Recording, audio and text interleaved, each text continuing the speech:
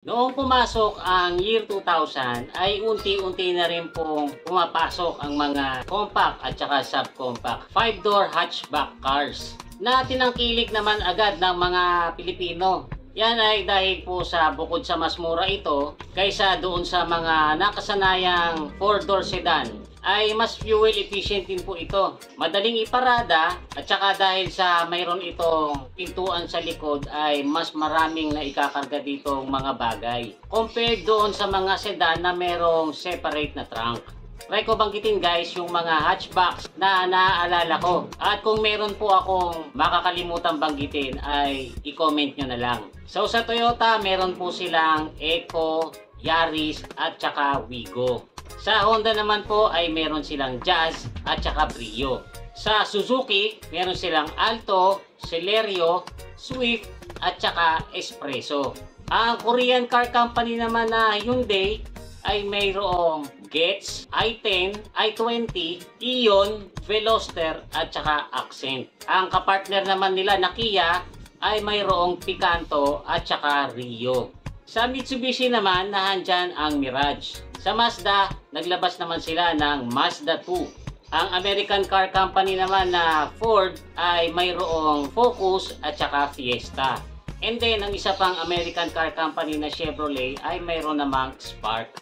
Pero guys, napapansin nyo ba na ngayong 2024 ay umonti na ng umonti yung mga available na hatchback sa mga kasa. Diyan po sa 22 cars na binanggit ko ay 7 na lang po ang available sa mga kasa. Wala na po kayong mabibili ditong brand new na Toyota Eco at saka Yaris. Ang Hyundai naman ay wala na talaga kayong mabibiling mga compact at saka subcompact cars kasi nag-focus na sila sa MPV at saka SUV.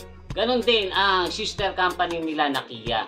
Sa Ford naman, ang available na lang nila na kotse ay ang Ford Mustang. Kasi nag-focus na sila sa mga SUV at saka pickups. And then, ganon din sa Chevrolet. Tinigil na rin nila ang Chevrolet Spark. Sabi ng Ford ay dahil sa mataas daw ang cost of production ng Fiesta at saka Focus. Ang sabi naman po na Suzuki, kaya nila inalis yung Alto ay dahil sa ipinalit naman nila dito ay ang Espresso.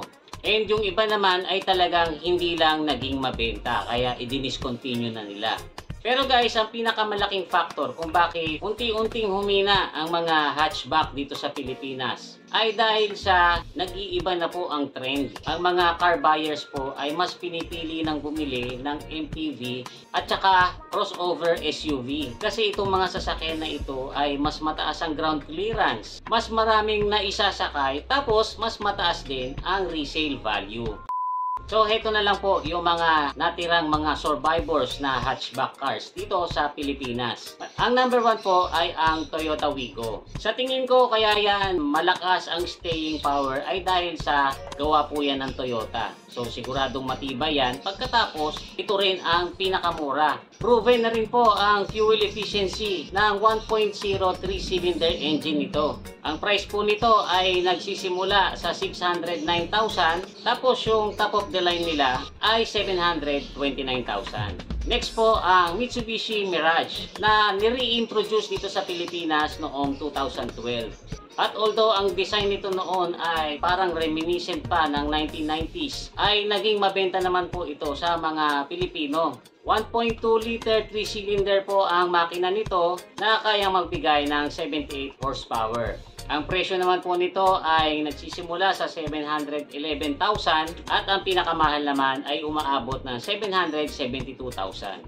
Sa Suzuki naman ay mayroon pa rin silang tatlong hatchback na ino-offer kahit wala na ang Alto. Kasi ang pinalit po nila dyan ay itong Suzuki Espresso na inintroduce dito sa Pilipinas noong March 2020. Noon po available lang ito sa 5-speed manual transmission. Pero ngayon ay meron na po silang AGS. Ito po yung automated manual transmission na may intelligent shift control. Ang makina po nito ay 1.0 3-cylinder gasoline engine na proven na matibay at saka matipid. Ang price naman po ng Espresso ay 620,000 yung pinakamura at yung pinakamahal naman ay umaabot na 660,000. Available pa rin po sa Suzuki ang Celerio. 2008 po, nung una itong inintroduce dito sa Pilipinas, na medyo kakaiba ang itsura sa ibang mga hatchback kasi ito lang ang may nagdudumilat na headlights. At dahil sa ito ay affordable at Japanese brand, pumatok naman po ito dito sa atin at hanggang ngayon nga ay mabibili nyo pa sa presyong 708,000 yung pinakamura at ang pinakamahal naman ay 754,000. And then available pa rin po sa Suzuki ang Swift na mas malaki kaysa sa Celerio at saka sa Espresso. 2008 din po ito inintroduce dito sa Pilipinas at noong una ko po itong makita ay napagkamalang kong Mini Cooper kasi malaki po ang pagkakahawig nila.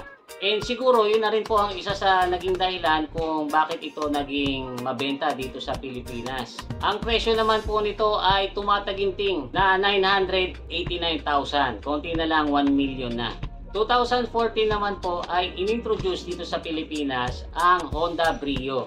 Ang kaibahan naman po ng Honda Brio sa ibang mga hatchback, naka 1.2 4-cylinder engine po ito na bukod sa mas powerful na ay mas less ang vibration. Kaya lang mas mahal po ito ng konti kasi 735 po ang pinakamura nito at yung top of the line ay umaabot na hanggang 863,000. Although na-discontinue ang Honda Jazz noong 2021 ay napalitan naman po ito ng Honda City hatchback.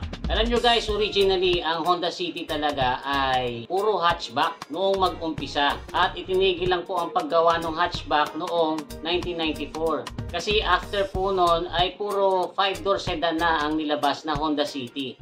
Pero noong April 2021 ay ibinalik po ng Honda ang Honda City hatchback. Kaya lang although nakakatuwa po ang pagbabalik nito ay parang hindi naman po nakakatuwa ang price. Kasi guys, kung gusto nyo magkaroon nito ay mangangailangan kayo ng 1,189,000. What? Pero naka 1.5 liter 4-cylinder engine ka naman.